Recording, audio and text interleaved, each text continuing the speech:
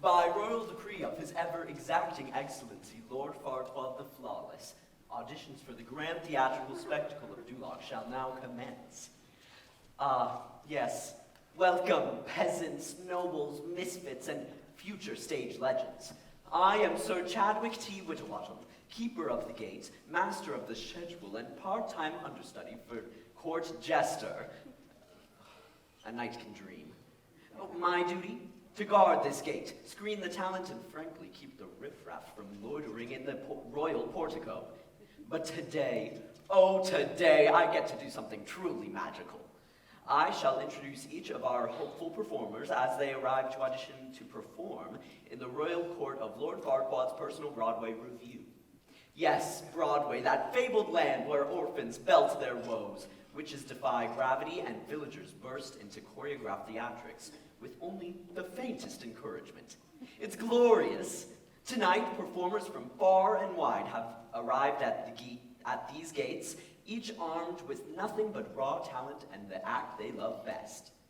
Now you may be wondering, Sir Chadwick, what business does a noble knight have hosting a theatrical review? To which I say, once you have slain a dragon and survived a community production of Cats, nothing scares you. So prepare your hearts, silence your cell phones, and hold your playbills high, for the stage is set, the gate is open, and the magic is about to begin. Let the auditions commence.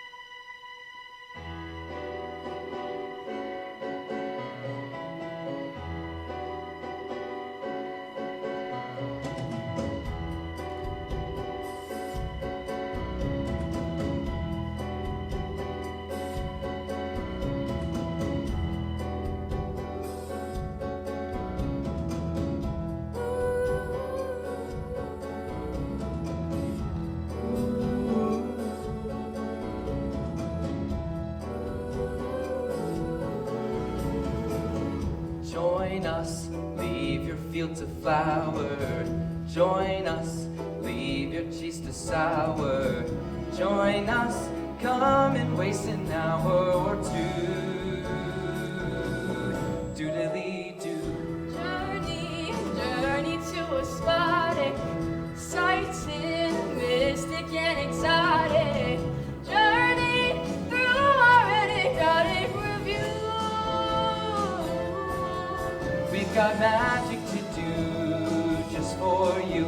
We've got miracle plays to play. We've got parts to perform, hearts to warm, kings and things to take by storm as we go along our way.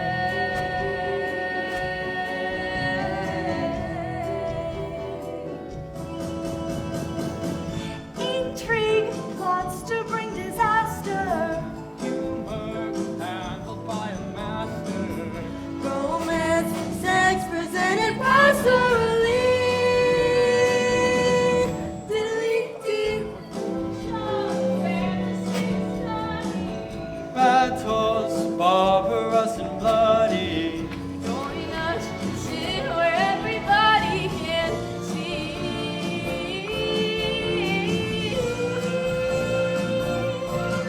We've got magic to do just for you. We've got miracle plays to play. We've got parts to perform, hearts to warm, kings and things to take by storm as we go along our way.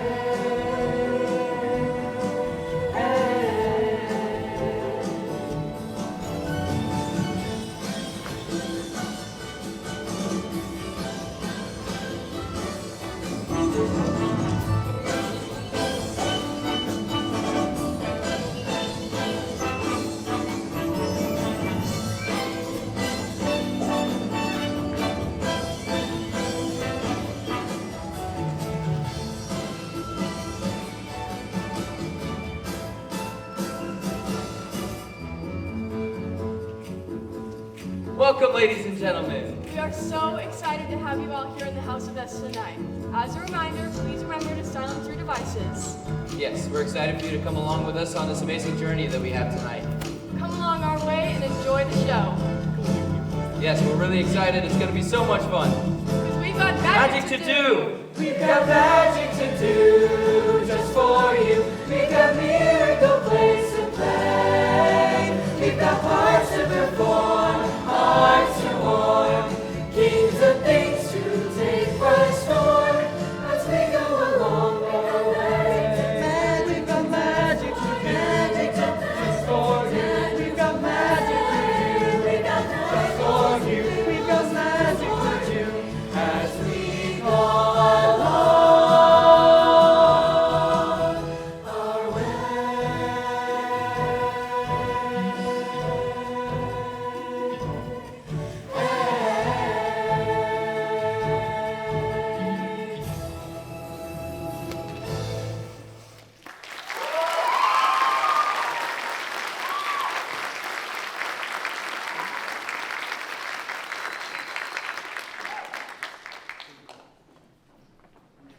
Well, there you have it. Magic promised, magic delivered.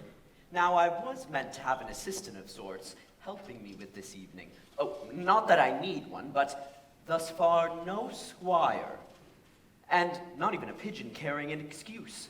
Until then, it's you, me, and the parade of hopeful performers. So ladies, lords, and anyone with a particular fear of a guillotine, brace yourselves. Our next number is a raucous romp from the modern smash hit Six. As the show opens, Henry VIII's former consorts band together to reclaim their narratives. Picture it, 6 queens, once shackled by royal decree, now seizing the spotlight to sing, dance, and delightfully spill the tea on the king's gilded cage. So dust off your crowns, hold on to your heads. I present to you the voices of 6 in Ex-Wives.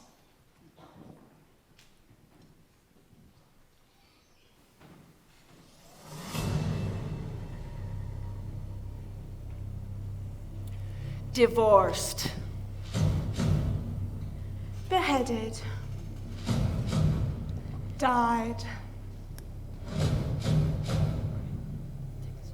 Divorced. Beheaded. What? Survived. Who messaged you? And tonight, we are...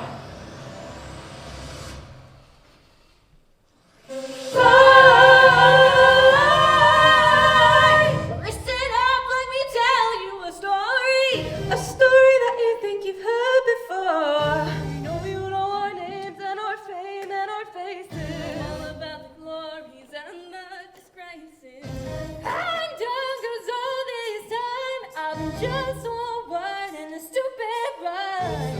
Picked up a pen and a microphone. History's about to get overthrown. Divorced, beheaded, Died. divorced, Beheaded. survived. But just for you tonight, we're divorced, beheaded, live. Welcome to the show, to the history mix. Switching up the flow as we add the prefix. Everybody knows that we used to be 6 wives. Raising up the roof till we hit the ceiling. Get ready for the truth that we'll be revealing. Everybody knows that we used to be 6 wives. But now we're ex-wives.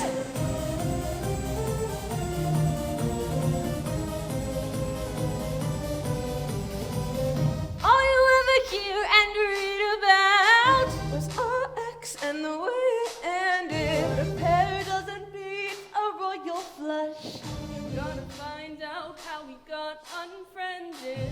Tonight we're gonna do ourselves justice, 'cause we're taking you to court.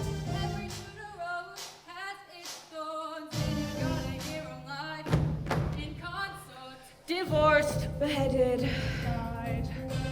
Divorced, beheaded. Died. but just for you tonight. We're divorced, beheaded, live. Welcome to the show, to the history mix. Switching up the flow as we add the prefix. Everybody knows that we used to be 6 wives. Dancing to the beat till the break of day. Once we're done, we'll start again like it's the Renaissance. Everybody knows that we used to be 6 wives, but now we're ex-wives. My name's Catherine of Aragon, was married 24 years. I'm a paragon of royalty.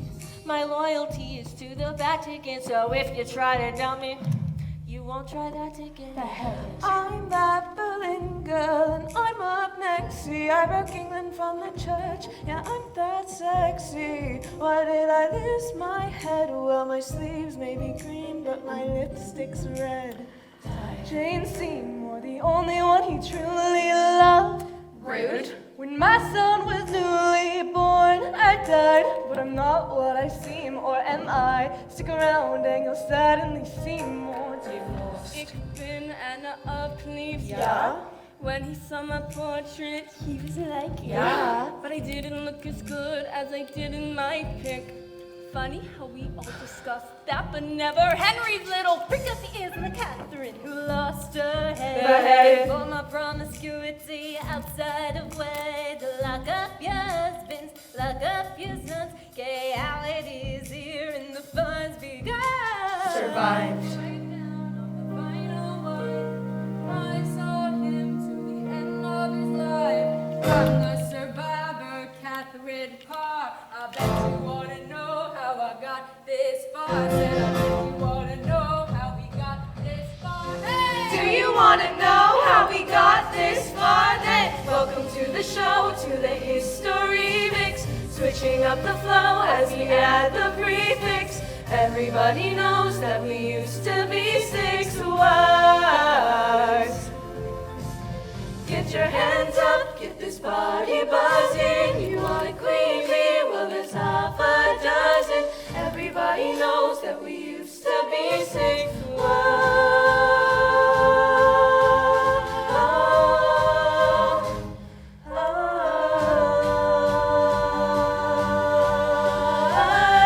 but now we're ex-wives.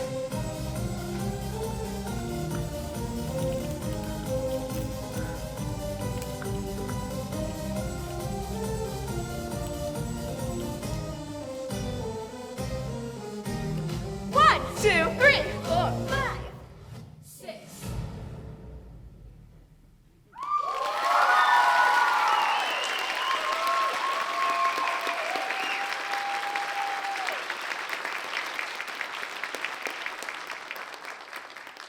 The textbooks and give those 6 queens their own kingdoms.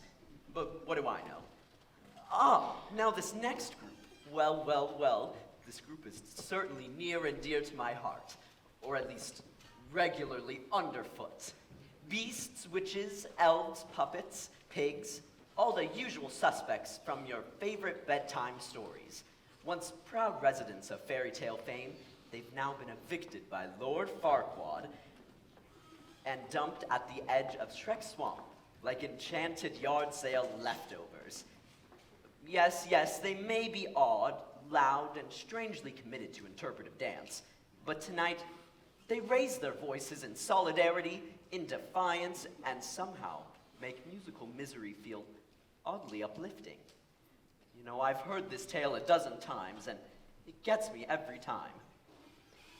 Oh, forget it. I'm going in. Ladies, gentlemen, and gingerbread folk, this is the story of my life.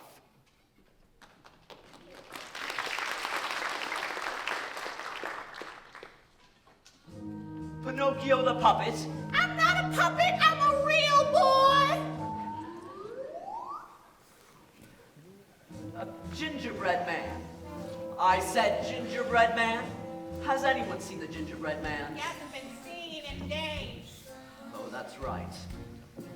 Dumped on a swamp. Man, I tell you, sometimes being a fairy tale creature sucks time sap.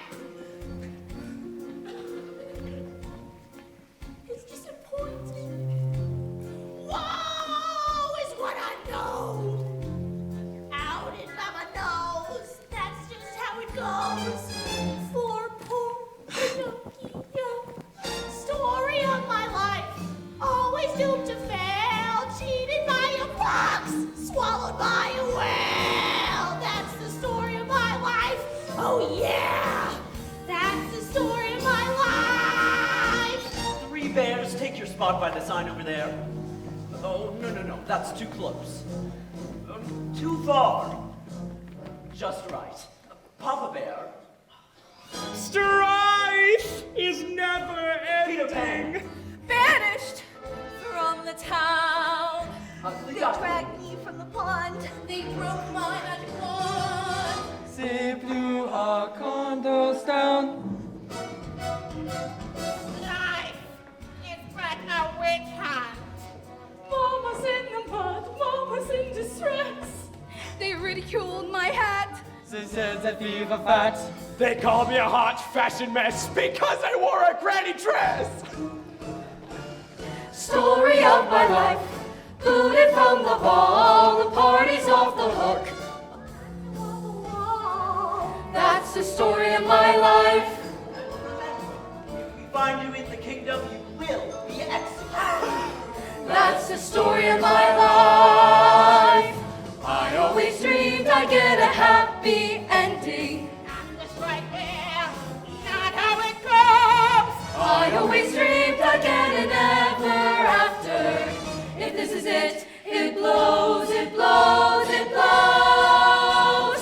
Story of my life, always double crossed, always in the woods, always getting lost, always on the ropes, always up the creek, always kicked around and treated like a freak. That's the story of my life, yes sir. That's the story of my life, oy vey. That's the story of my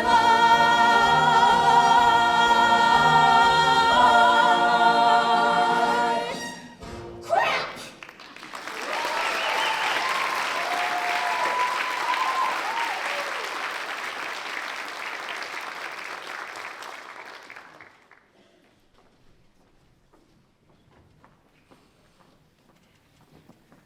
Oh, I apologize.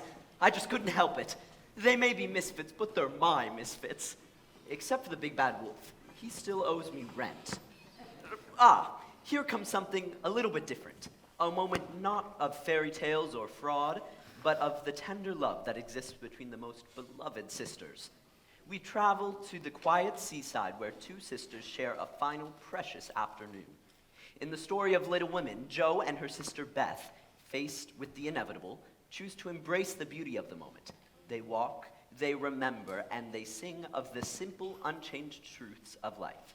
The wind, the sea, and the love between them. It reminds us that even when goodbye is near, joy can still find its way in.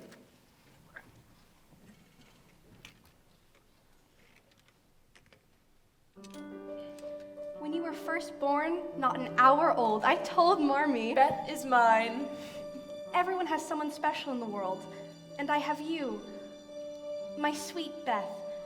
Give me a task to do. Let's pretend we're riding on a kite.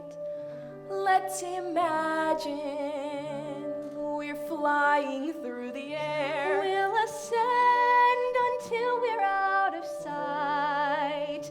Light as paper, we'll soar. Let's be wild up high above the sand. Feel the wind, the world at our command. Let's enjoy the view at Neverland. Floating far from the shore. Some things are meant to be. The clouds moving fast and free. The sun on a silver sea.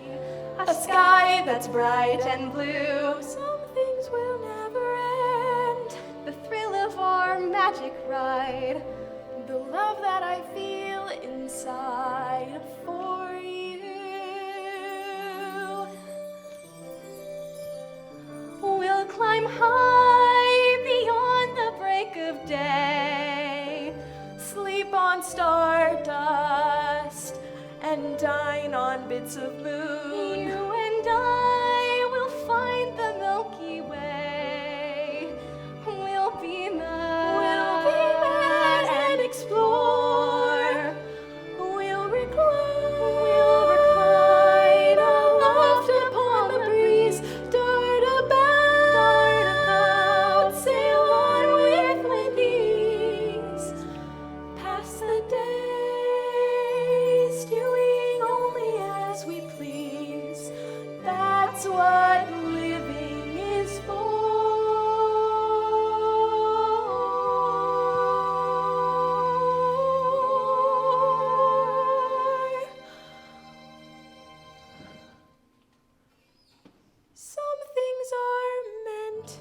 be.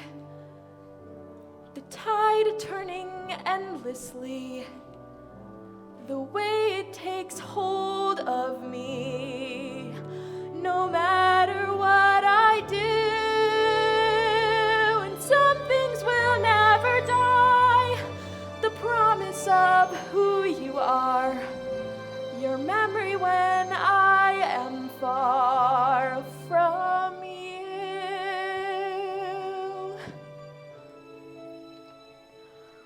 All my life I've lived for loving you. Let me go now.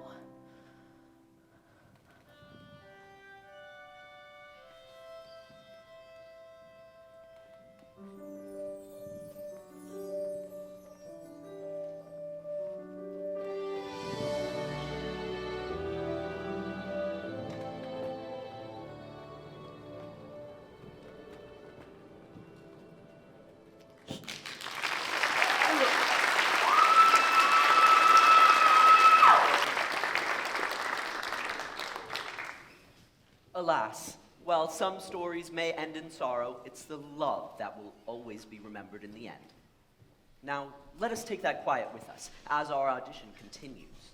In this number from the contemporary musical, The Theory of Relativity, we meet the best of friends, lifelong pals joined at the hip, peanut butter and jelly and matching friendship bracelets and all that. But now, oh dear, one of them is moving away. And as they anticipate change, they reflect on their shared history, and with that comes chaos, confusion, and completely unnecessary dramatics that only the best of friends can truly master.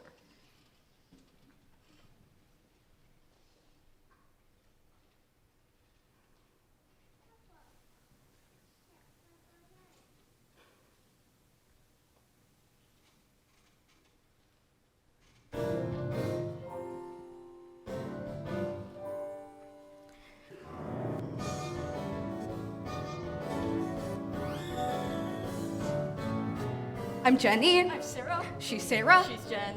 Been best friends forever, well since we were 10. Met at ballet class and ever since then, we became inseparable, but damage was irreparable. Jen's like my sister. And Sarah's like mine, friends till the end of the line.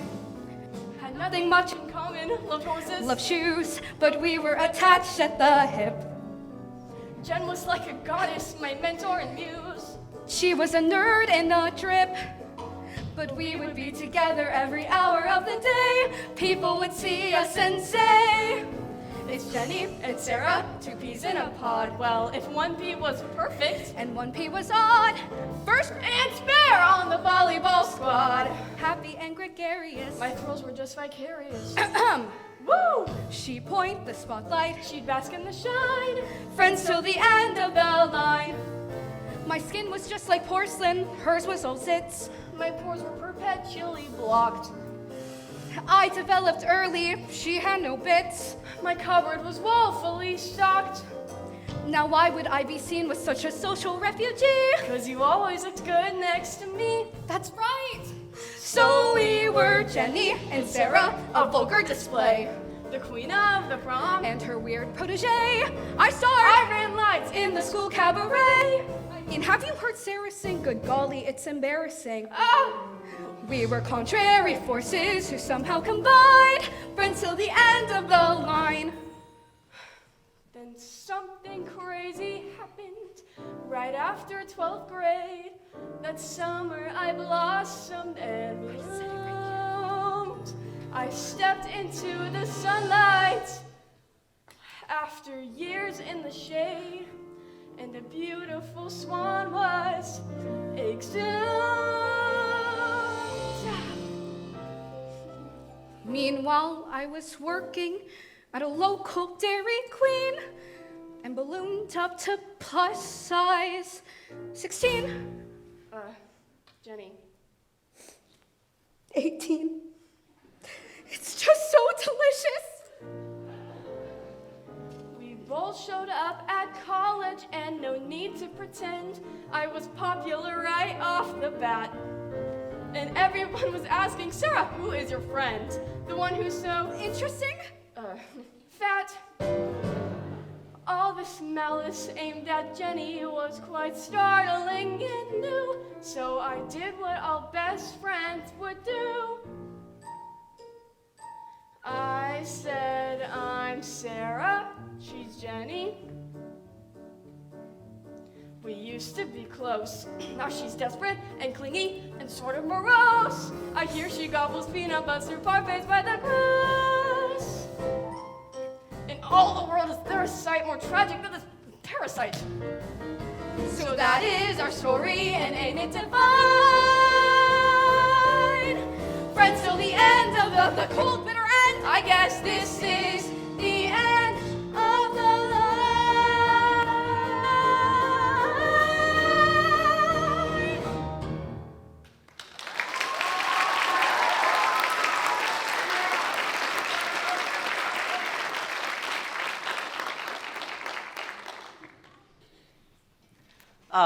Friendship, the force only the only force more powerful than gravity, and also more melodramatic. You are late. I prefer to think of it as dramatically timed. Well, now that you've made your entrance, and at least frightened a flock of birds, you may assist. Squire Gwendolyn of the Gate-ish area, present and mostly accounted for. Marvelous. And try not to set anything on fire. That only happened once, and the chicken survived. Our next performance brings us a moment of aching loss and lingering memory. Christine Daae, a young soprano, seeking her chance to sing in the haunted halls of the Paris Opera House, has just visited her father's grave. Caught between mourning and mystery, she yearns for guidance, for comfort, and for a chance to hear her father's voice once more. It's like she's singing into the silence, hoping it will sing back. Yes, well put. That was oddly poetic. I read it on a tea bag. Well, welcome now, Christine's heartbreaking lament from the Phantom of the Opera.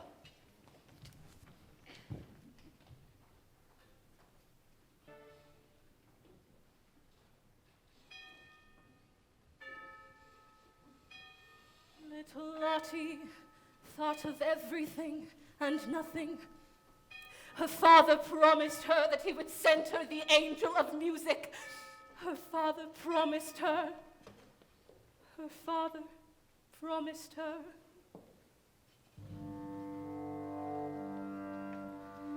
You were once my one companion. You were all that mattered. You were once a friend and father. Then my world was shattered.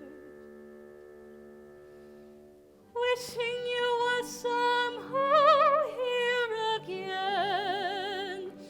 Wishing you were somehow near. Sometimes it seemed if I just dreamed, somehow you would be here. Wishing I could hear your voice again, knowing that I never would. Dreaming of you won't help me to do all that you dreamed I could. Passing bells and sculpted angels, cold and monumental, seemed for you the wrong companions. You were warm and gentle.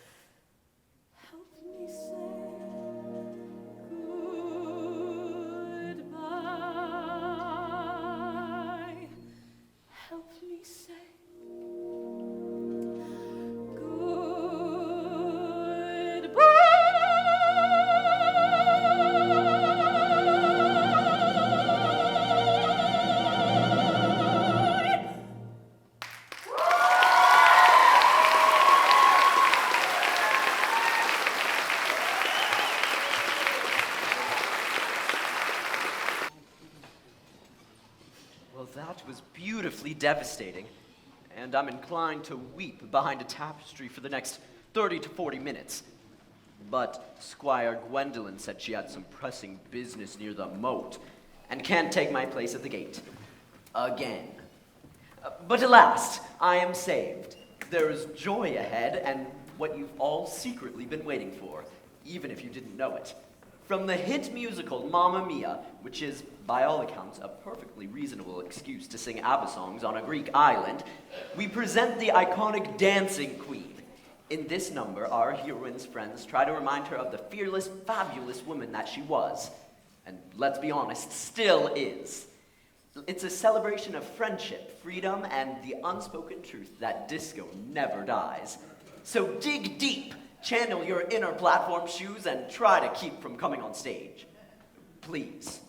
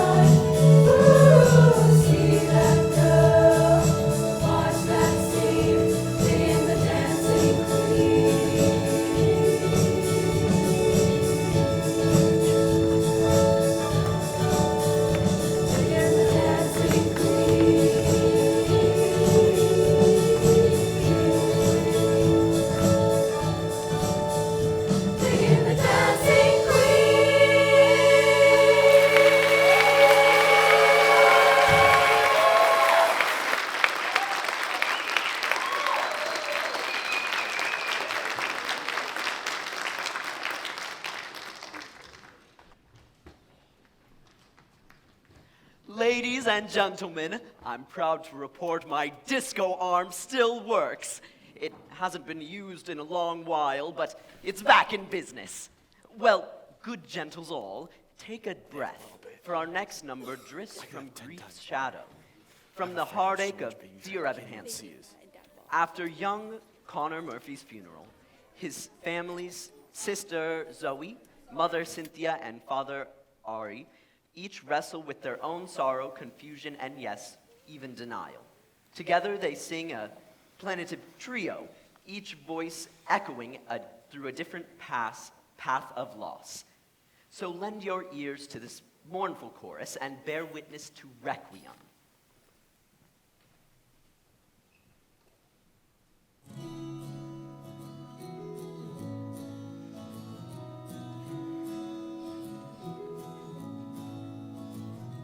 Why should I play this game of pretend? Remembering through a secondhand sorrow, such a great son and wonderful friend. Oh, don't the tears just pour? I could curl up and hide in my room, there in my bed still sobbing tomorrow. I could give in to all of the gloom, but tell me what for? Why should I have a heavy heart? Why should I start to break in pieces? Why should I go and fall apart for you? Why should I play the grieving girl and lie, saying that I miss you and that my world has gone dark without your light? I will sing no requiem tonight.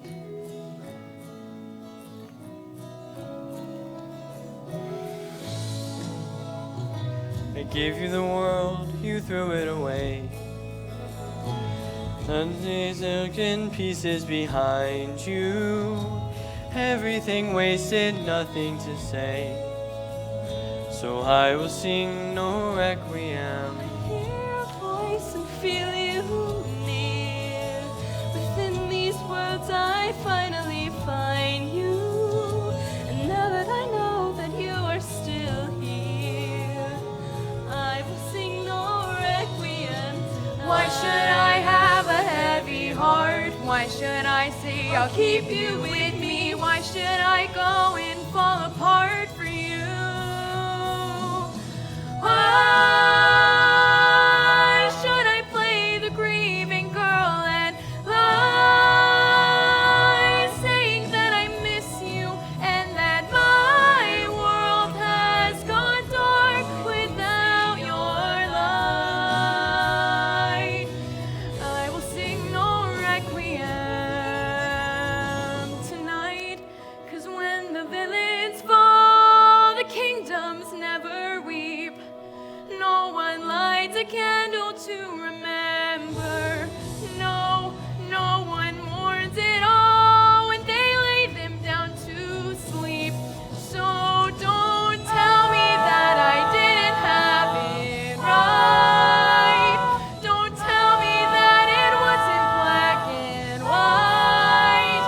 After all you put me through, don't say it wasn't true, that you were not the monster that I knew.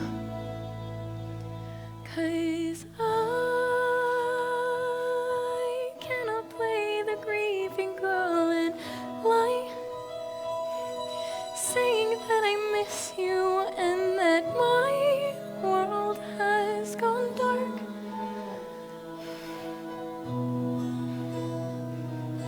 And I will sing no requiem. I will sing no requiem. I will sing no requiem tonight. Oh, oh, oh, oh, oh.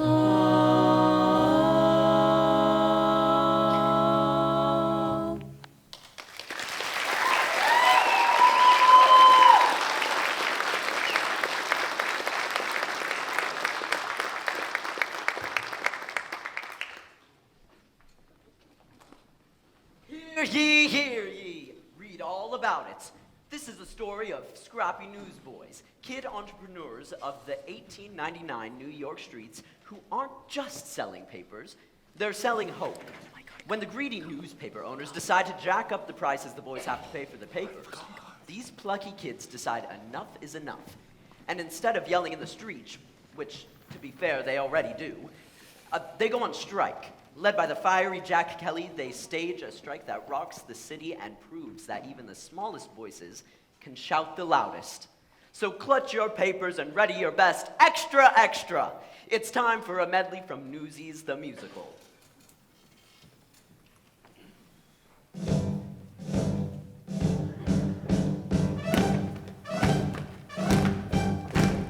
Newsies need our help today. Newsies need our help today. Tell 'em Brooklyn's on the way. Tell 'em Brooklyn's on the way. We're from Brooklyn. We are Newsies. We are Brooklyn. Newsies.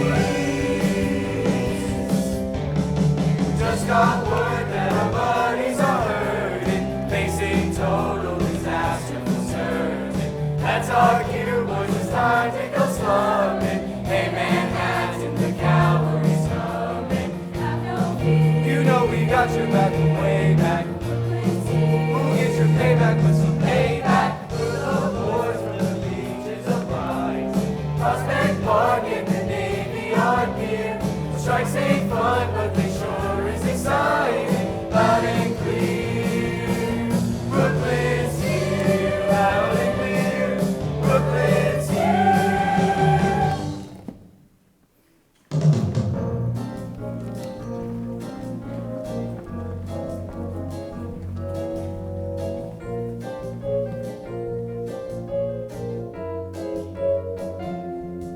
From Model Alley or the Harbor, there's easy pickings guaranteed. Try any banker, bum or barber, they almost all knows how to read. It's a crooked game we're playing, one we'll never lose. Long as suckers don't mind paying, just to get bad news. Still it's a fine life, carrying the banner to it all. A mighty fine life, carrying the banner tough and tall. When that bell rings, we go where he wishes, weeds as free as fishes, cherries washing dishes. What a fine life, carrying the banner with we all.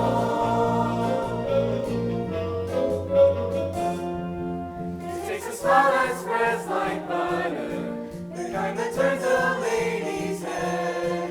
It takes an orphan with a stutter, who's also blind and mute and dead. Summer stinks and winter's freezing when you work outdoors.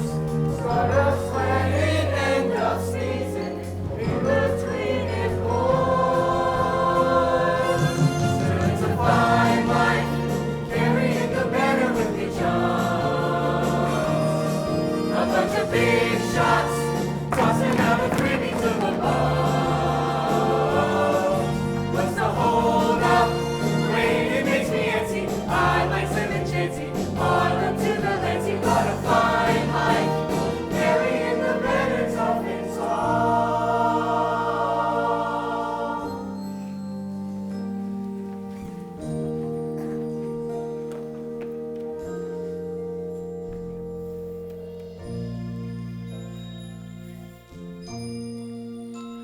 Folks, we finally got a headline. Newsies crushed as bulls attack. Crutchy's calling me dumb crips, just too damn slow.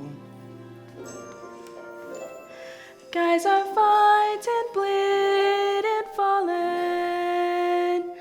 Thanks to good old Captain Jack. Captain Jack just wants to close his eyes and go. Let me go.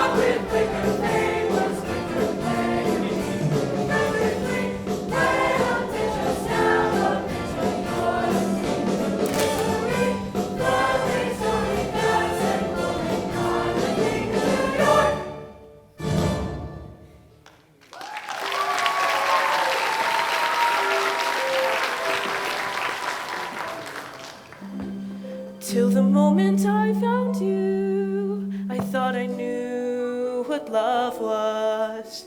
Now I'm learning what is true, that love will do what it does. The world finds ways to sting you, and then one day decides to bring you something to believe in, or even a night. One night, maybe forever, but that's alright, that's alright. And if you're gone tomorrow, what was ours still will be. I have something to believe in. In me.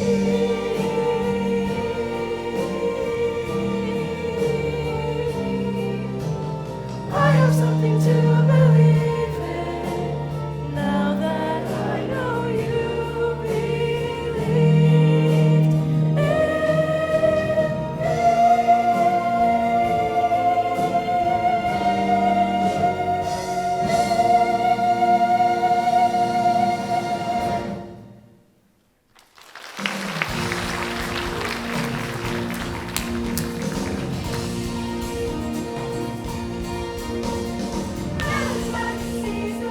Now it's time to seize the day.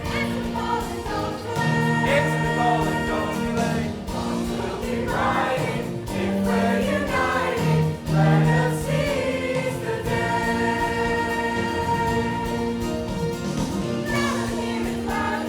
Now let's hear it loud and clear. Like it all we're drawing in. Loud and defiant, we'll slay the giant. Judgment day is here. Listen to our love. Look what's begun. One for all and all for one. Listen to our love. Look what's begun. One for all and all for one. One for all for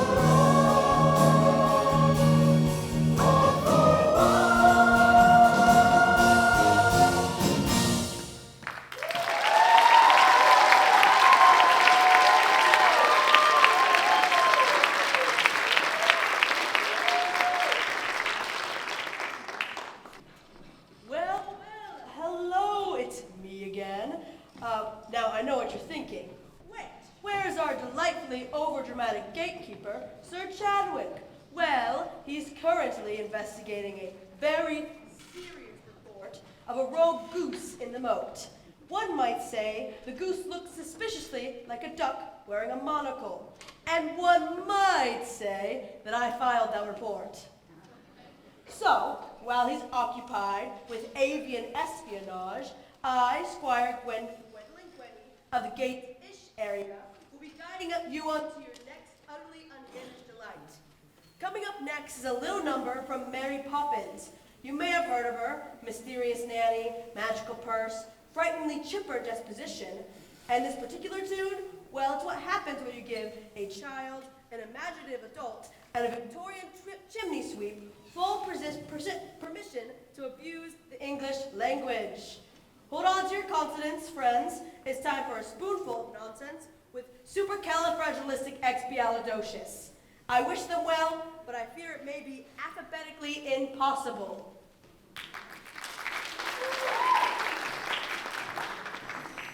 Supercalifragilisticexpialidocious. That's not a word. Of course it's a word, and unless I'm very much mistaken, I think it's going to prove a rather useful one. When trying to express oneself, it's frankly quite absurd to leaf through lengthy lexicons to find the perfect word. A little spontaneity keeps conversation keen. You need to find a way to say precisely what you mean. Supercalifragilisticexpialidocious, even though the sound of it is something quite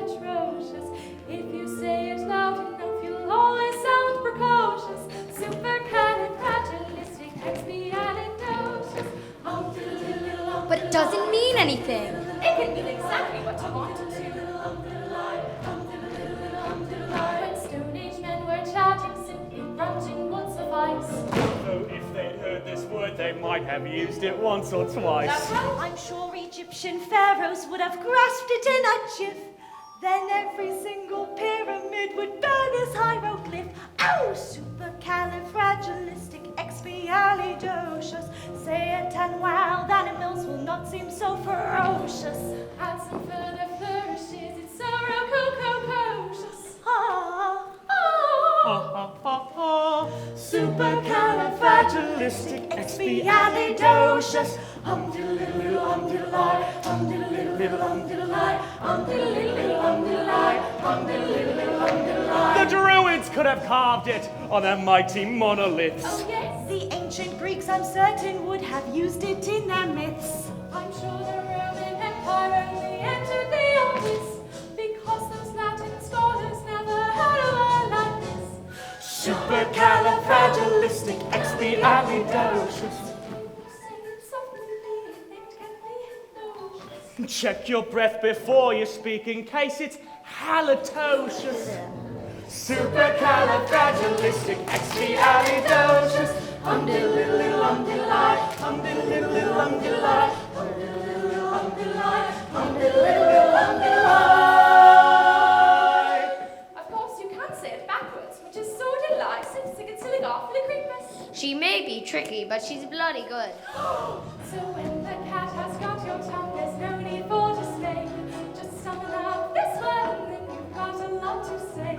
Pick out those 18 consonants, add 16 vowels as well, and put them in an order which is very hard to spell. S-U-P-E-R-C-A-L-I-F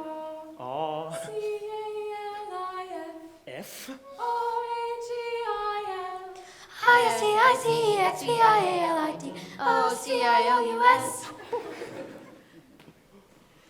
S-U-P-E-R-C-A-L-I-S R-A-G-I-L I-S-T-I-C-E-X-P-I-A-L-I-D-O-C-I-O-U-S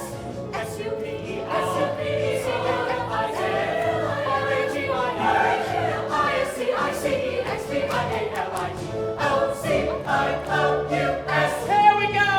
Supercalifragilisticexpialidocious. Even though the sound of it is something quite atrocious, if you say it loud enough, you'll always sound precocious.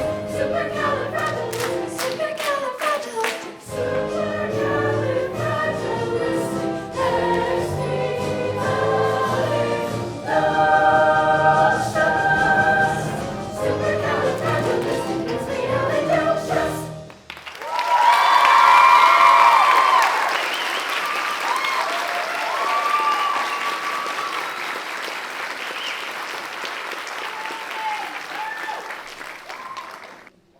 Well, that song didn't scramble your syllables and tickle your tonsils. I don't know what will. As for Sir Chadwick, he unfortunately is still trapped in a heated standoff with what appears to be a very territorial duck. It's waddling aggressively and claims to be his long-lost cousin. Last I checked, he was trying to reason with it with a kazoo and half a biscuit.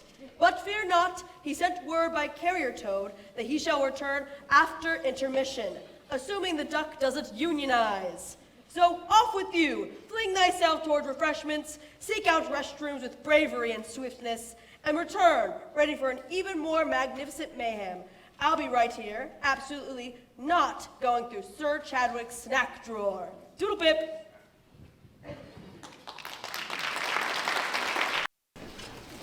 Ah, welcome back, noble guests. I trust your intermission was fruitful. Whether you sought snacks, stretched your legs, or simply stood in a very long line questioning your life choices. As for me, I have returned with only minor injuries and the soul-crushing regret of your ever-training assistant. Treachery is thy name, Squire Blank. But no matter. Let us dive headfirst into the second act. In this next show, Legally Blonde, Elle Woods goes to get her hair done as a distraction from her messy love life. As we enter the salon, we meet Paulette, our lovable stylist who has seen plenty of heartbreaks and hair disasters alike. So when Elle Woods starts thinking about going brunette, Paulette's quick to step in. There are reasons to have hope, even if you have to buy a ticket to Ireland to find it. Brunette? Oh, honey, do you know the #1 reason behind all bad hair decisions? Love. And tell me, you're talking to a woman with experience.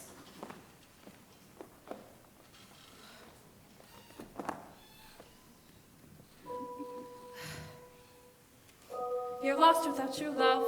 Your heart is on the floor. I can help you, I've been there before. When I need to relax, I just put on some tracks from this CD I bought for the store. Isn't that relaxing? It's called Celtic Moods! When I'm lonely or feeling dejected, I play this, and it never fails. I pretend like I'm in Ireland with Enya and the whales. When my telephone gets disconnected, or I spend every night alone, I pretend like I'm in Ireland, where the Irish bagpipes roam. Smell the grass as the rainstorm is ending. People smile as I stroll past their farms with a red-headed sailor named Brendan, and we dance without moving our arms. In a bar once I met this guy, Dewey, and he bought me like 14 beers. But he told me that he was from Ireland, so I lived with him 10 years.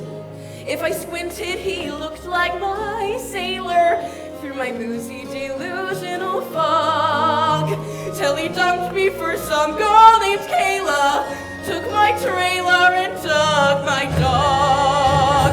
In Ireland they know how to love you. You embrace in the misty Irish breeze. And if your Irish boy tires of you, you're allowed to shoot him in the knees. Hey, you look like that poster for Ireland. Long blonde hair and that sweet sunny face.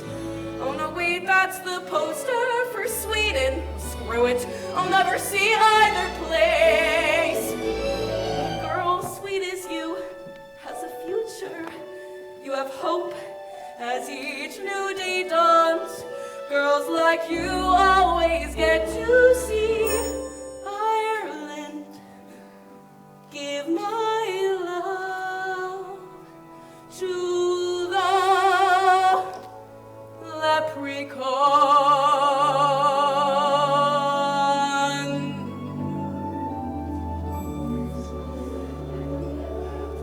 Please.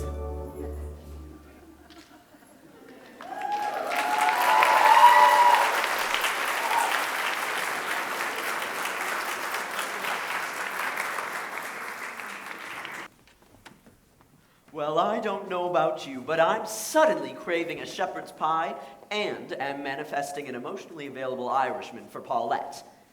Ahem. Esteemed guests of Duloc, it's now time to prepare for a dazzling display of courtroom theatrics. From the glittering, gossip-hungry streets of Prohibition-era Chicago comes a number dripping with glamour, grit, and scandal.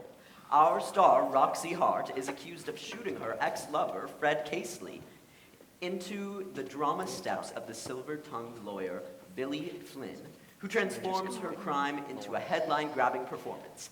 Now he has called a press conference to spin the narrative and give Roxy more of the fame she craves. Amidst shouts Amidst shouted questions and flashing cameras, Roxy reenacts the fateful moment she reached for the gun. And it's almost as if Billy Flynn is speaking for her. So clutch your fedoras and your gavels for the ultimate courtroom cabaret.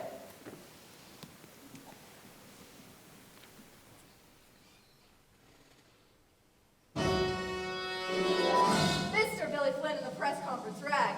Notice how his mouth never moves. Almost. Where'd you come from? Mississippi. Very wealthy. Where are they now? 6 feet under. But she was granted one more start, the convent of a Sacred Heart.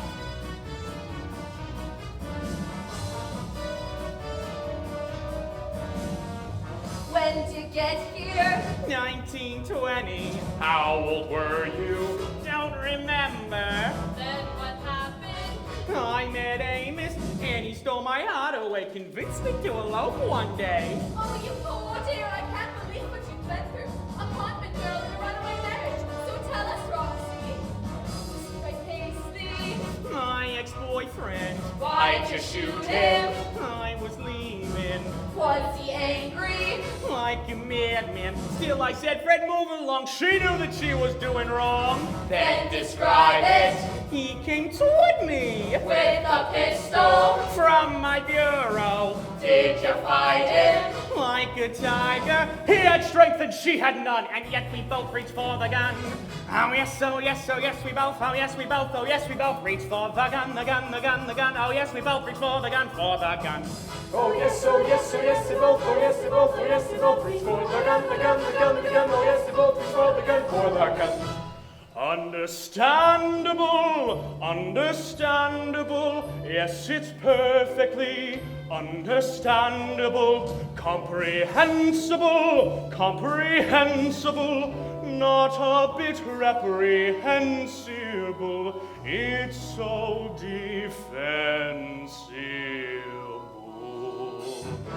How you feeling? Very frightened. Are you sorry? Are you kidding? What's your statement? All I'd say is, yo, my choo-choo jumped the track. I'd give my life to bring him back. Stay away from What? jazz and liquor and the men who What? pay for fun. And what? That's the thought that Yeah? came upon me Wait. when we both reached for the gun. Understandable. Yes, it's perfectly understandable, comprehensible, comprehensible, not a bit reprehensible, it's so defensible.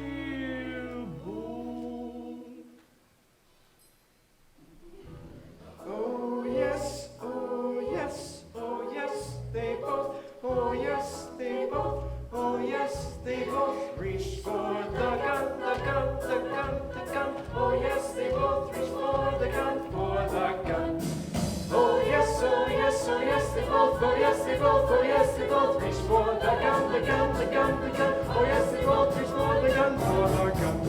Oh yes, oh yes, oh yes, they both, oh yes, they both, oh yes, they both reach for the gun, the gun, the gun, the gun. Oh yes, they both reach for the gun, for the gun.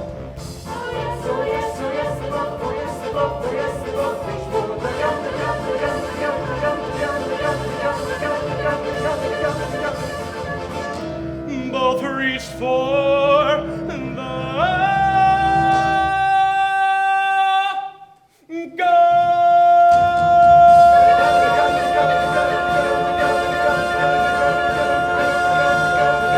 both reached for the gun.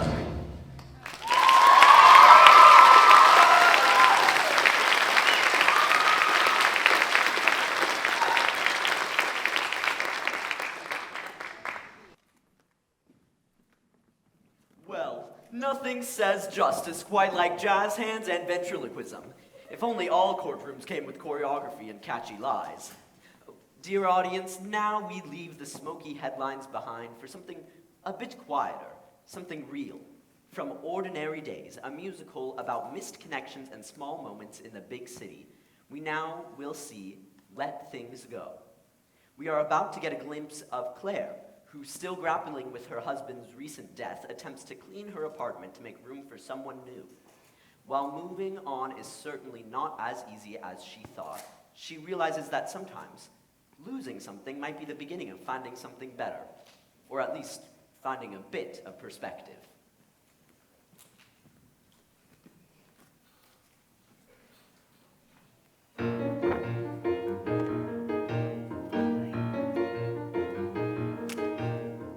How does this happen all your life? You think the space you got is not enough.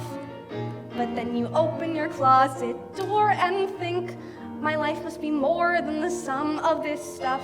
Something moves you from within, like say your boyfriend moving in. And that's how you begin to let things go. You look up at that shelf and you tell yourself to let things go. And next thing you know, you are standing amidst your whole entire history and you're strewing it across the floor. You've got out-of-date planners and dog-eared postcards and think, what in God's name was I keeping these for? Packed in boxes just in case, but now I really need the space. So I'm gonna clean this place and let things go. I'm determined to clear out some room in here and let things go. I'm letting it go. All of these years and years of junk and flotsam, plastic souvenirs. Well, look, I've got some birthday cards, a pamphlet on Van Gogh. I should have done this years ago, but somehow I've been petrified to see what's been kept inside these chests and drawers. It's so very strange finding stuff from a lifetime ago. Even when the life you find is yours. 'Cause there are things that make you feel like you need this proof your past was real. And you can't let them go. So back into boxes they go. Oh, how does this happen? You tear up your apartment just to put it back together again. Jason, we'll be fine. We'll get creative with our space so that all of our things fit together, and then my whole life can stay in there. Well, he's got to put his shoes somewhere. Oh, why can't I be some other Claire who can just let things go? I mean, I said I would try, and I did, but I can't let things go. You know, Martha Stewart, I'm not her. I'm gonna let things go back where they were.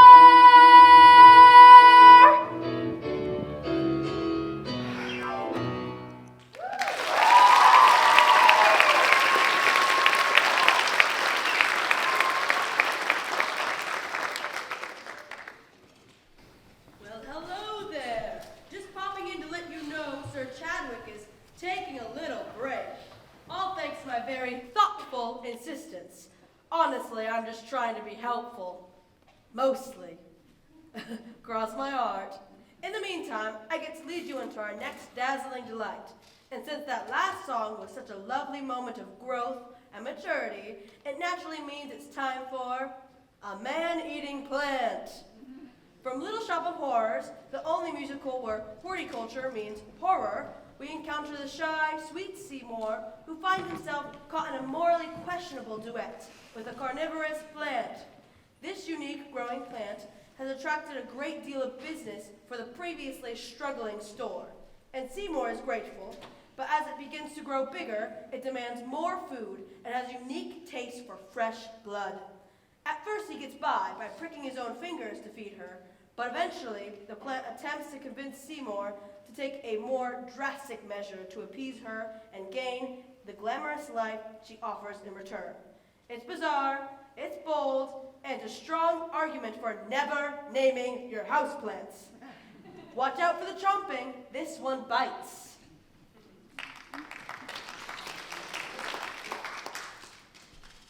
Look, Audrey, too, how about I run on down to the corner store and buy you a nice chopped sirloin? Must be blood. Oh, Tooey, that's disgusting. Must be fresh. Oh, I don't want to hear this.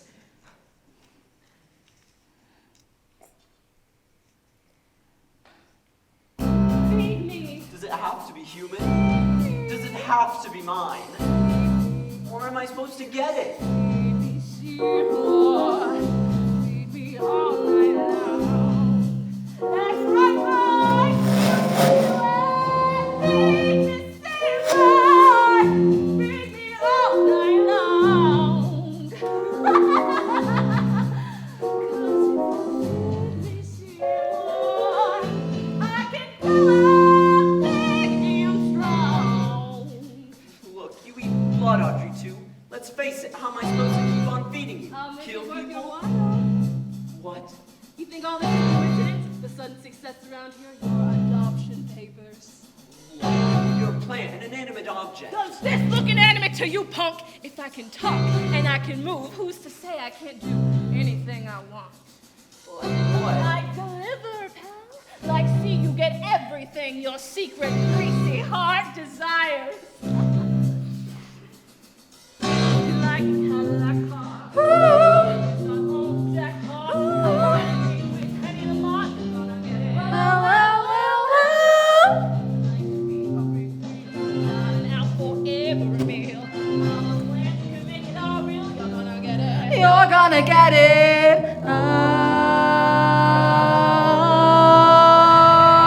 Take the chips to feed me air. You know the kind of eats, the kind of red hot treats, the kind of sticky thing you spit out. Crap!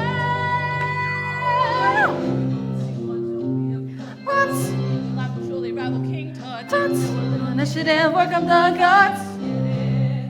I don't know. I don't know.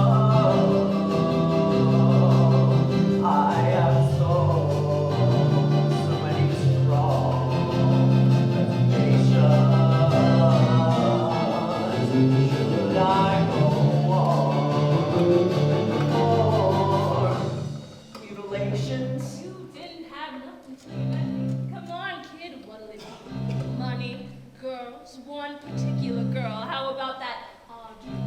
Think it over. There must be someone you can keep six real quiet like and give me some lunch. House without a room without rent, wrapped in filthy, covered in clips. A little nothing gonna clean up your six and you'll get it. Gee, I'd like a Hollywood. Now you're talking. Around like I was James Dean, thinking all the guys that they put into green. Don't get it. If you wanna be profound and you really gotta justify, take a breath and look around. A lot of folks deserve to die. Oh, wait a minute. I don't know anyone who deserves to get chopped up and fed to some hungry plant. Sure you do. Stupid woman, cries for the frickin' scatterbrain. I'm sorry, doctor. I'm sorry, doctor. Now get in there, grab your sweaty and damn Dixie cow. I know, doctor. I'm sorry, doctor.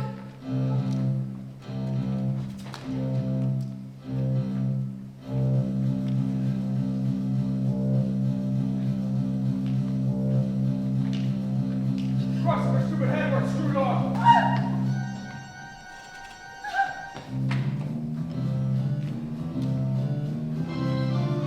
If you wanna rationale, it is very hard to see.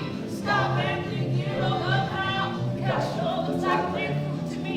The guy sure looks like clean food to me. The guy sure looks like clean food to me. He's so nasty treating her rough. Smacking her around, I know he's talking so tough. Need blood and he's got more than enough. I need blood, he's got more than enough. I need blood, he's got more than enough.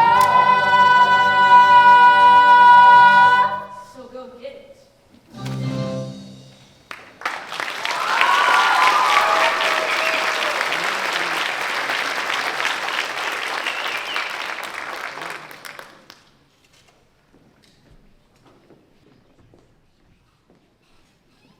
Well, that was sounds unsettling, but let that be a lesson. If your houseplant starts singing, move. But, my dear friends, who says crime can't come with choreography? From the next delightfully offbeat musical comes a number that's part tutorial, part felony, and entirely fabulous. Our lead, Kimberly Akimbo, has a rare genetic disease that makes her appear older. She wants to experience the world, but struggles with financial issues. So her Aunt Deborah, who is also in need of money, enlists Kimberly, her best friend, and a group of show choir kids to help take stolen checks and, shall we say, give them a fresh start. It's light fraud with light footwork, so grab your pens, your bleach, and your plausible deniability, and enjoy How to Wash a Check. You know, I may have to take part in this one.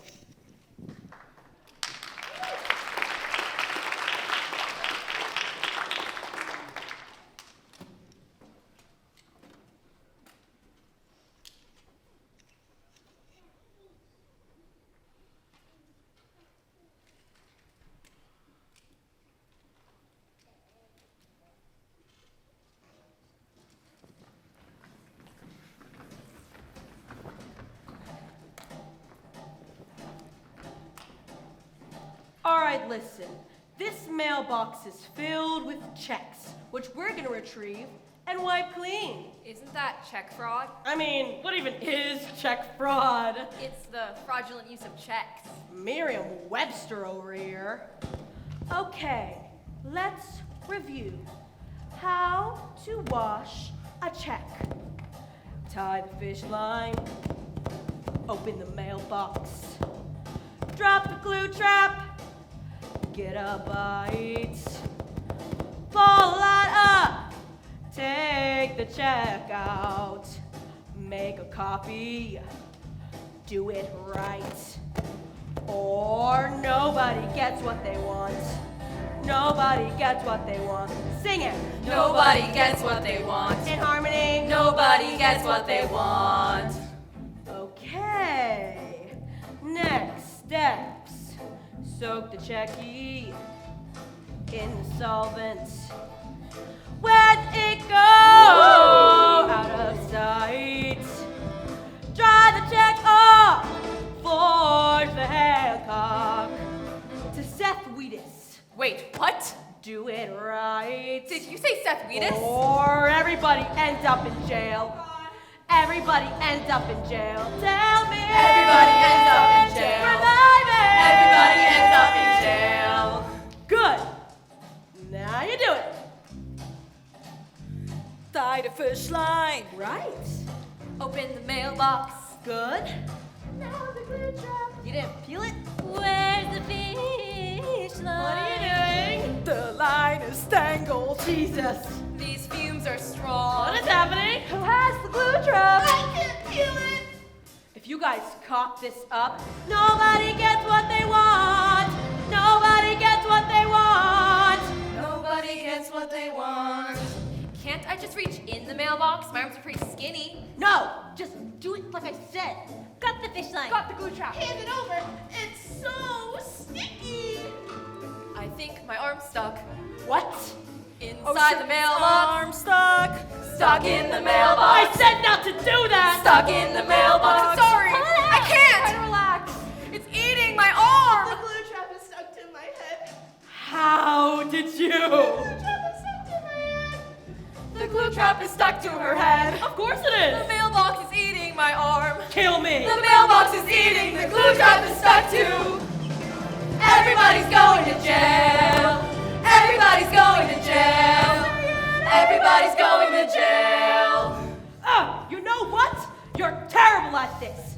Maybe I should have recruited the show choir from West Orange. No, we are better than West Orange. We can do this, you guys. Tenor, alto, bass, watch. Tie the fish line. Open the mailbox. Drop the glue trap. Okay. Pull the line up. Take the check out. Make a copy. Do it right. Get my hopes Soak up. the checky in the solvent. Where the ink go? Out of sight. Dry the check off.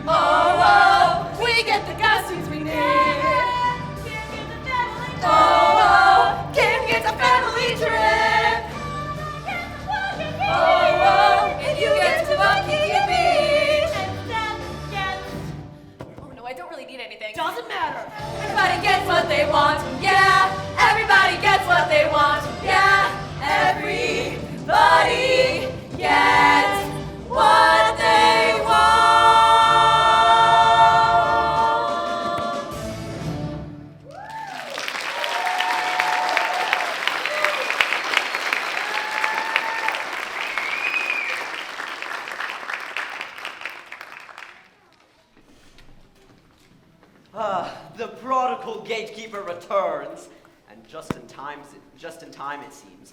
I heard there was a certain squire running the show who might have let things get slightly out of hand. Oh, but now we move into a moment of reflection. For all its beauty is often forgotten, often far messier than poets promised.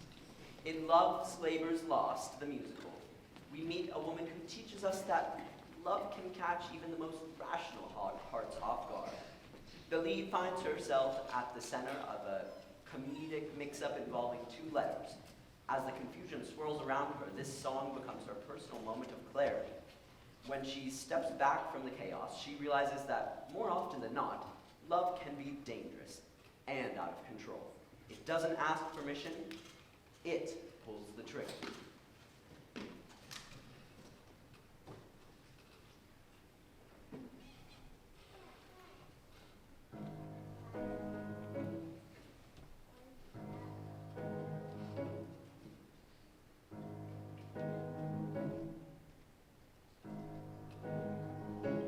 Love's a gun, the safety's off, and in the chamber there's a bullet, but only one. Spin it round, test your luck. Pull the trigger and you'll know what you have won. It's either bang, a bright red flash of light and sweet oblivion, or a click that means another round of tense anticipation. Is the pain worse than the waiting? Only you can make the call. Just one click and you'll see what you have done. Love's a gun. Love's a game with cups and balls. You give your money, the ball is hidden, and the cups all look the same. You watch each move, you know the con. You've been fooled before, so concentrate. Remember why you came, and this time you know your choice is right. You finally beat the odds, and when he lifts the cup, it's empty. You've been fooled again, so hang your head in shame. Love's a game. Love's a play. You know the plot. It's a comedy, or that's what people say. Curtain up. You hear your cue. Boys meet girls and then hijinks ensue. It happens every day. And then they tell you when to enter, where to go, and what to say. And it all seems predetermined, like you're programmed to obey.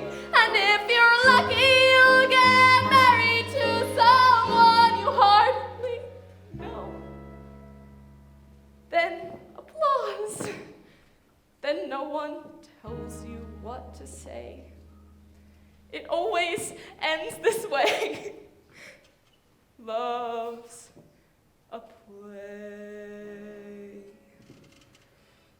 Love's a crime. A bloody scene. The bodies piling up and clues galore, but who knows what they mean? Another hit. A killing spree.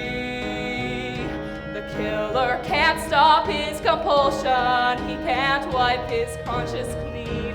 And the evidence is shaky, and the jury is asleep, and the lawyers are incompetent. The judge bribed on the cheap, and it's hard to figure out if you're the victim or the hurt. Either way, you're doing time. Love's a crime.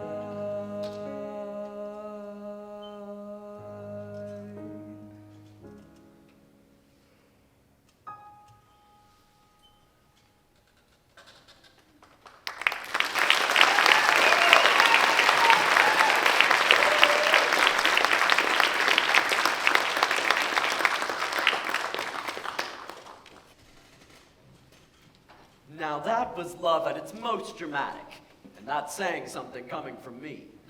Now we make way for a woman who needs no permission, no plan B, and absolutely no rain clouds. Don't Rain on My Parade is sung by Fanny Bryce, a fiercely determined performer who's done waiting on the sidelines. This song is her declaration. She's chasing love, career, and happiness on her own terms. If the world doesn't like it, it best step aside. Lads and lasses, Fanny is not waiting at the station. She is the train.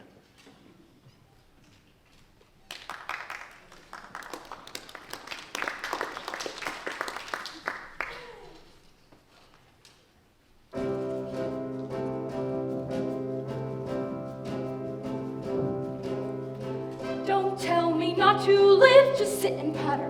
Life's candy and the sun's a ball of butter.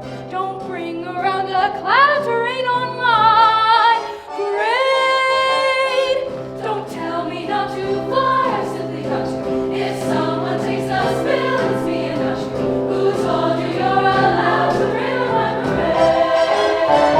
I'll march my band down, I'll beat my drum.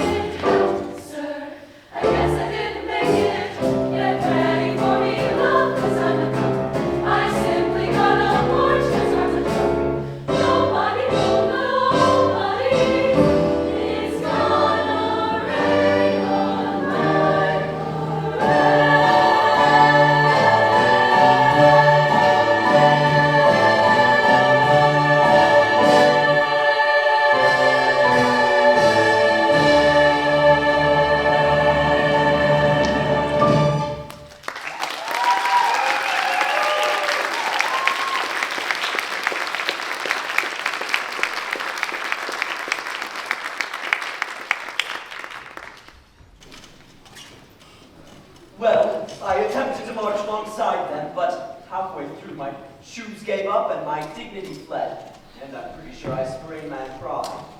Still worth it. Speaking of sprains, our next auditioner is a cheerleader.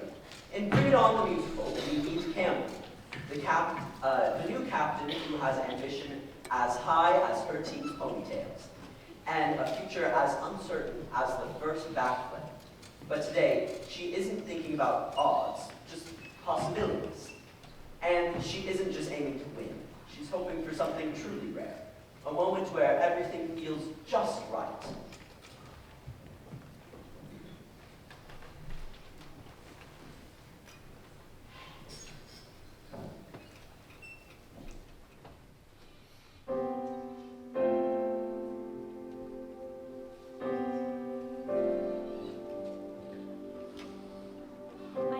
Freaking out, I'm really okay.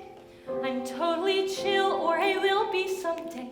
'Cause I'm so near the top, but there's so many mountains to climb. are plans to be planned, drills to be drilled, 'cause this dream that I dreamed is becoming fulfilled. And I plan to enjoy it, but right now I don't have the time. Fading on Campbell, an average teenager, almost grown. Close up on average, grades from the average life she's known. Now zoom in the lens on the rest of her friends as she stays alone, doing the work, getting it right. 'Cause I know we'll have to be practically perfect, so I'll go above and beyond and pull through this. I can do all that I'm asking is one perfect moment in time. I'm 17, there are so many things that I can control. If I start to freak or feel weak, I focus on just one goal. Turn down the panic, attack this routine like it owns my soul. Turn up the music so loud that it swallows us whole. And then there we are, we burn like a star. We're safe inside the world we know. Then suddenly I'm in prayer for the climate. Here I go, high in the air. There is a moment just before you start to fall. Live the moment. I know that if I can just stick the landing, then I'll know that somehow my life will be fine. And I'll go through the rest of my life understanding what it feels like to shine. The future's full of mysteries, so please let this be mine. My one perfect moment in time.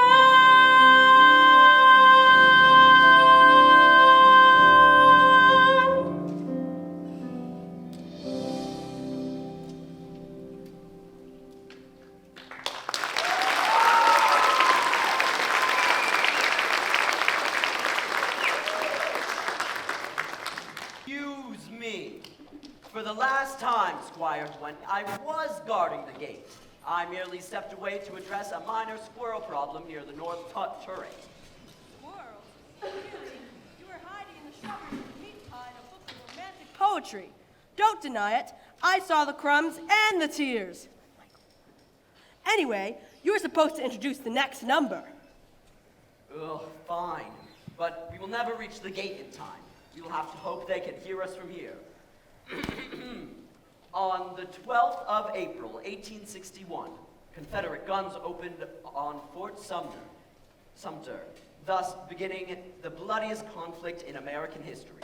The Civil War, the musical, follows the progression of the nation's most defining experiences using journal entries, speech excerpts, and various influential poems and essays.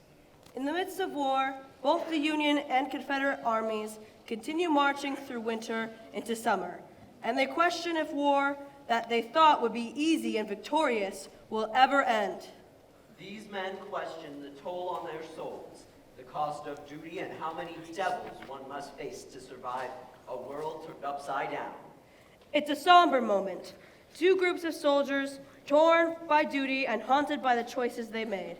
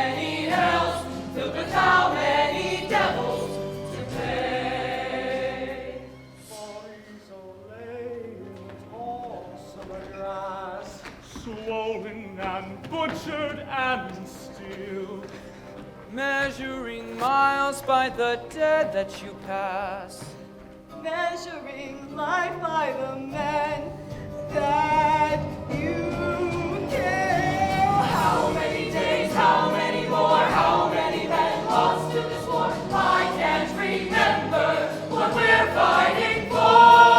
How many times into the fray, how many men won't walk away? How many hells filled with how many devils to pay?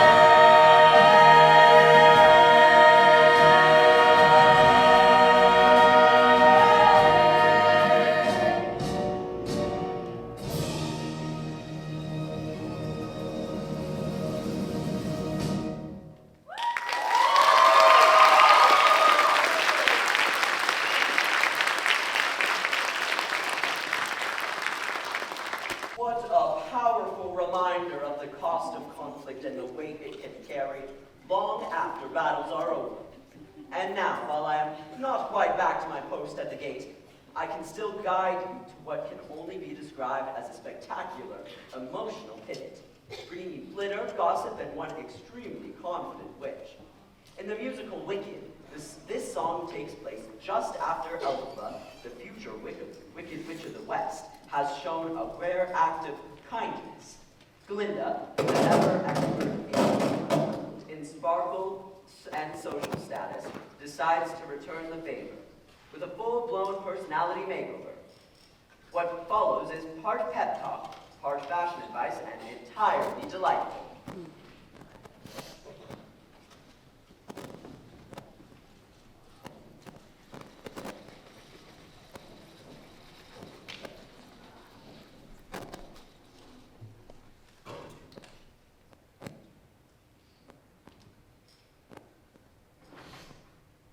Sophie, now that we're friends, I've decided to make you my new project.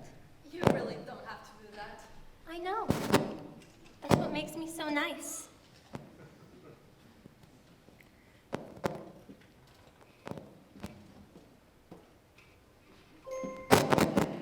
Whenever I see someone less fortunate than I, and let's face it, who isn't less fortunate than I, my tender heart tends to start to bleed.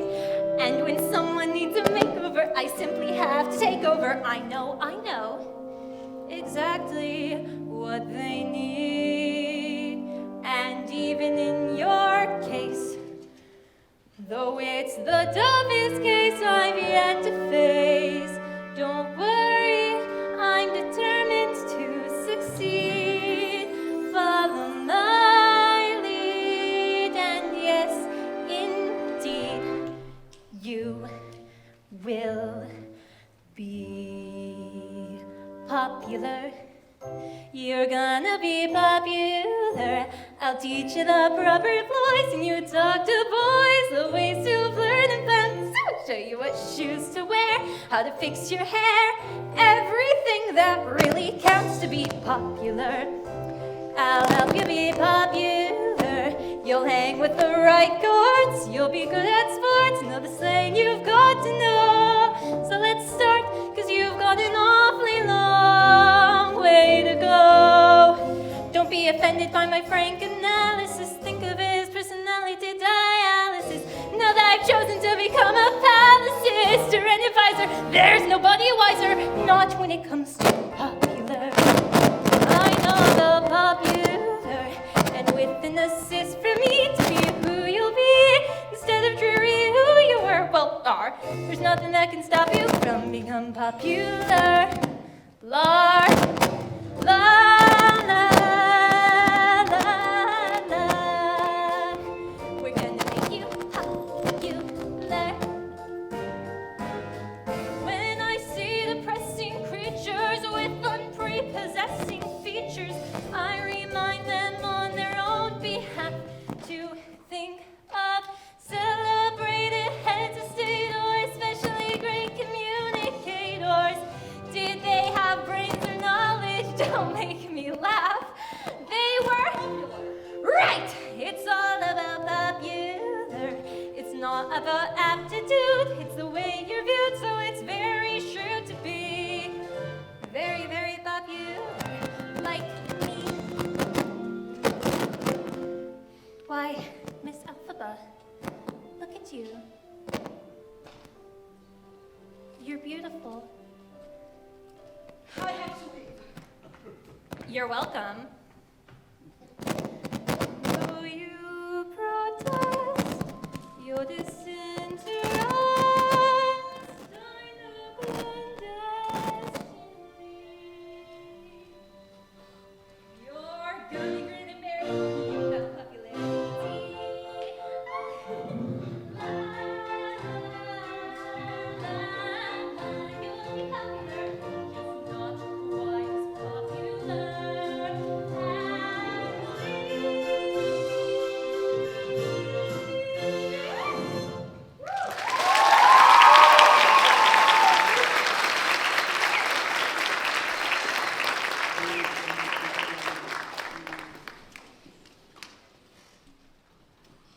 Well, I think I learned more about social climbing than I ever did in any night training. Now, we step into something far more intimate. In Hamilton, this song belongs to Eliza Schuyler, a woman betrayed not only by her husband, but by the story he insists on writing. After Alexander publishes a public confession of his affair, Eliza reclaims her voice by choosing silence. She burns his letters, their memories, and in doing so, removes herself from the version of history that he controls. It's not only just heartbreak. It's resistance, agency, and a powerful reminder that sometimes the most lasting words are the ones we choose not to leave behind.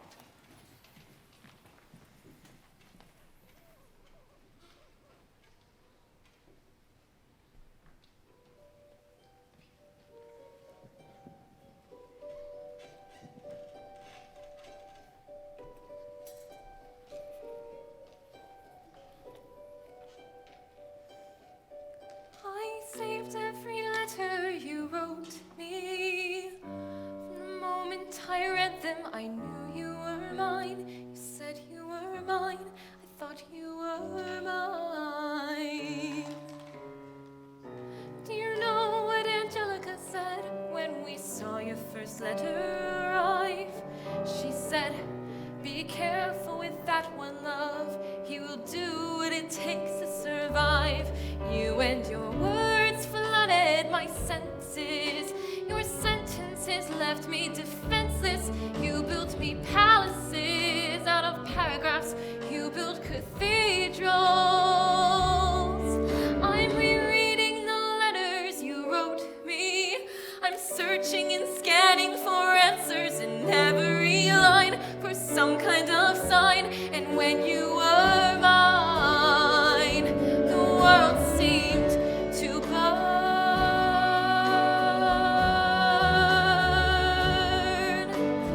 burn.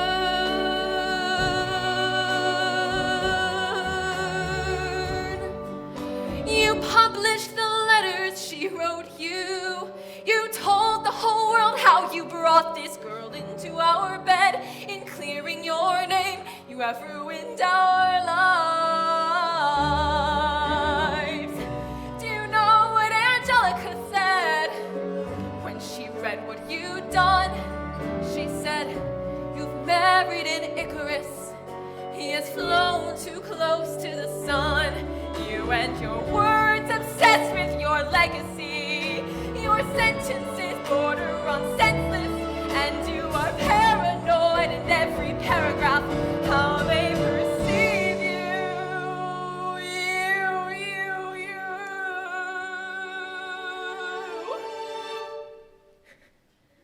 I'm erasing myself from the narrative.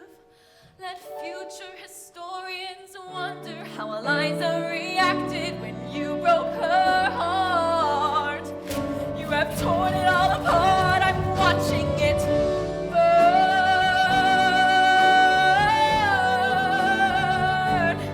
Watching it burn. The world has no right to my heart. The world has no place in our bed. They don't get to know what I said. I'm burning the memories, burning the letters that might have redeemed you. You forfeit all rights to my heart. You forfeit the place in our bed. You'll sleep in your office instead, with only the memories of when you were mine.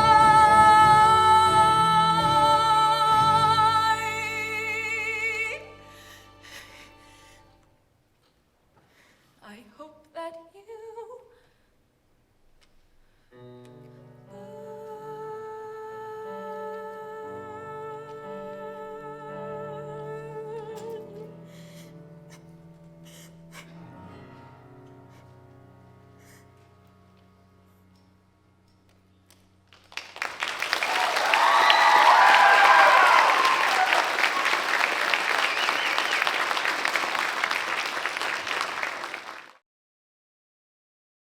A letter can carry love, or regret, or fire, and in this case, all three. Bravo, Eliza. Now, if you'll indulge a brief pause in the parade of performances, a voice most vital to this evening's enhancement would like to share a few words. Please turn your attention to the true keeper of this castle's magic, our noble director, Mike Allen.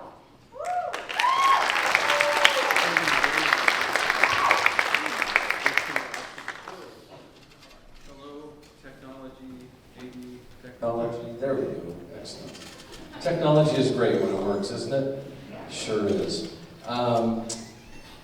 I just wanted to do a few thank yous today, and of course, thank you guys for being here and participating with us in the show. It's been since 2009 we've been doing the show, and we're just excited to present just another version of our musical theater kind of cabaret show. So thank you guys for being here.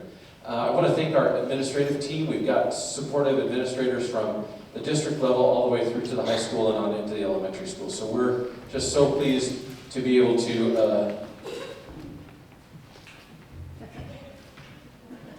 guys good? Okay. To be able to, what was I saying? Administrators. Yes, to have great programs here at the district that are supported really well. So thank you to them. We have a great booster club that has helped us with a lot of different things, and you know, we are just excited to have an opportunity to share with you guys an opportunity to be involved. So if you have kids in this program, we'd love to see you at our meetings. They're kind of lonely sometimes, so we'd love to have you guys there. We have a great stage crew that's working behind the scenes, doing all of our lighting and helping with microphones and all the other stuff that's going on. So we'd like to thank them as well. Our assistant director is Katie Olson. She's in the back here, also the director of the EPO choir. And they aren't performing today during this show, but they'll be performing tonight. So if you want to come back, you can come see them.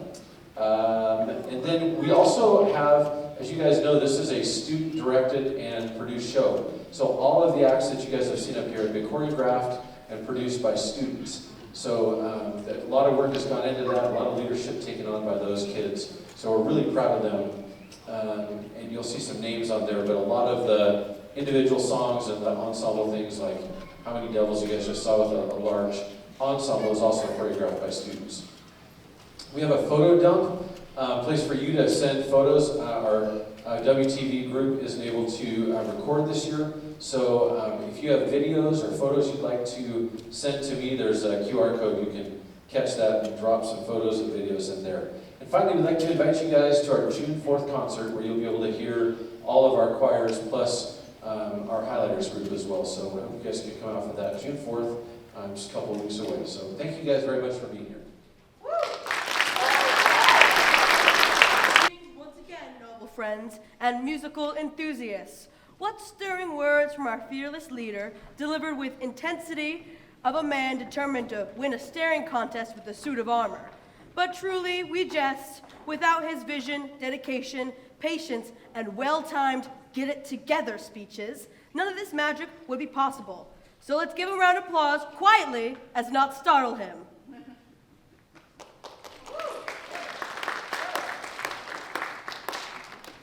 Now you may be surprised to see me again, and I know Sir Chadwick and I have had our minor disagreements, but I must say, he pulled me aside not long ago and looked me right in the eyes and said, "Gwenny, it's your time." Then he tripped over his own tunic and fell into the moat. But the sentiment is still sincere, so here I stand, mostly authorized, to bring you a rousing tune from the musical Shucked. In a humble little town where corn is more than just a crop, it's practically a way of life. We meet some colorful characters determined to save their beloved fields and figure out life, love, and what happens when the corn stops growing. The next number is delightfully absurd and ear-poppingly catchy. This is Corn.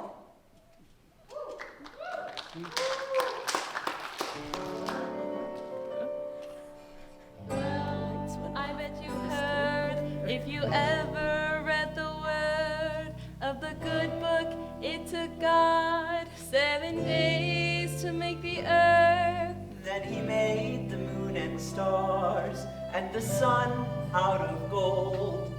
But there's one part of this story that's very seldom told. You see, he took a little cow and he made a little udder.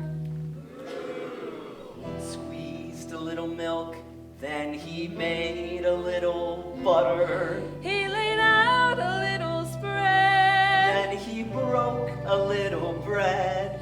Then the best idea he ever had popped into his head. Corn, yes, we said corn, just as sure as the day that you were born. In the evening it's for supper, then it's grits in the morn. No, it ain't our bread that's buttered, no, it's corn. The way history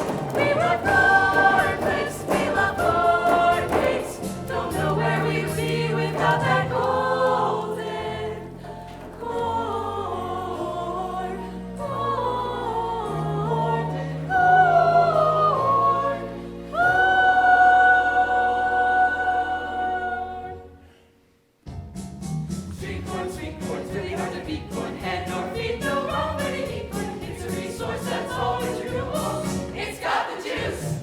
Ashes to ashes and dust into dust. We give to the corn 'cause the corn gives to us.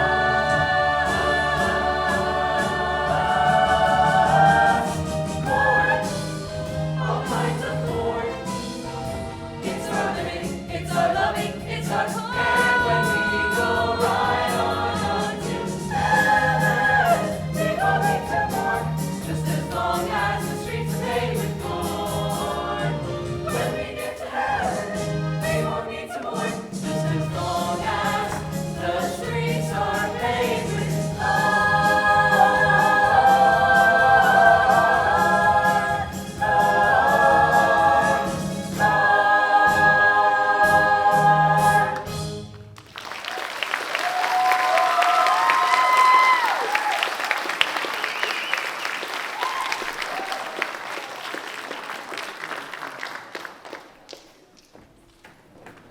Well, if that didn't shuck the cobwebs out of your soul, I don't know what will. Corn has officially been sung, danced, and possibly spiritually summoned. I've seen many things in my day, but I have never seen corn treated with such reverence. And frankly, I'm all ears. Dear friends, what a journey we've had this evening. Tonight, the castle gates opened wide, and what a procession we had. We've watched lovers, misfits, phantoms, and peasants, all bursting into song like it was perfectly normal behavior. I've laughed, I've cried, and I've personally tripped over 3 set pieces, and I wouldn't trade a second of it. And not a moment too soon. I leave the gate in your hands for one short scene, and I return with it echoing with agricultural ballads. They loved it, and admit it, I kept things running splendidly. Indeed you did. I suppose you've earned your spot at the gate. Temporarily. On odd number Tuesdays, when I'm out of town. Yes! Dear guests of the realm, thank you for spending this extraordinary evening with us. We've witnessed a parade of bold auditioners, and though I cannot say who will win a place in the royal court, I can say with great conviction that every single performer tonight brought magic to our gates and to our hearts. Even if Lord Farquaad doesn't pick them, we would. And we have one final performance, the same number that began this enchanted evening, only now richer with the spirit of all we've seen and heard.